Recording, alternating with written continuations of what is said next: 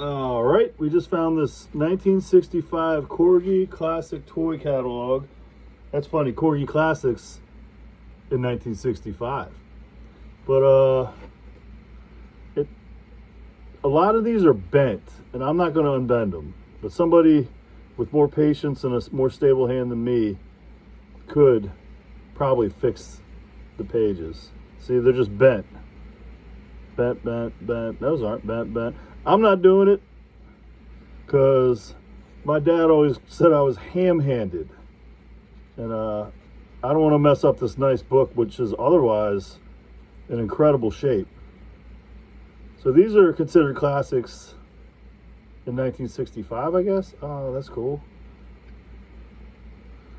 My dad had a few Corgi cars. We still have them somewhere. A whole bin of them. But he liked the Corgi stuff because he had an American Flyer train circus. And I guess they made an S scale or close enough to S scale that he could use a lot of these. There you are. Yeah, he had all these.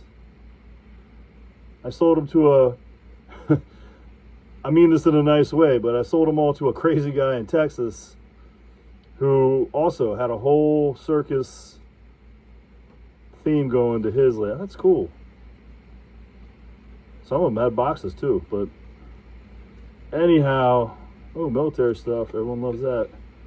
And not these pages aren't folded. Honestly, this would be cool framed. Yeah, we have some of these, but frame it up, hang it on the wall. Yeah, I'm sorry, but I mean, this is how I found it. I'm like, you know what? That's ripped, but whatever. I'm not messing with it because this is going to be, to someone who cares about it, they can spend the time meticulously doing that. What is that? Oh, there you go. Checklist. That's cool. Well, there you go. And it'll ship from Maryland, or you can come pick it up. Thanks.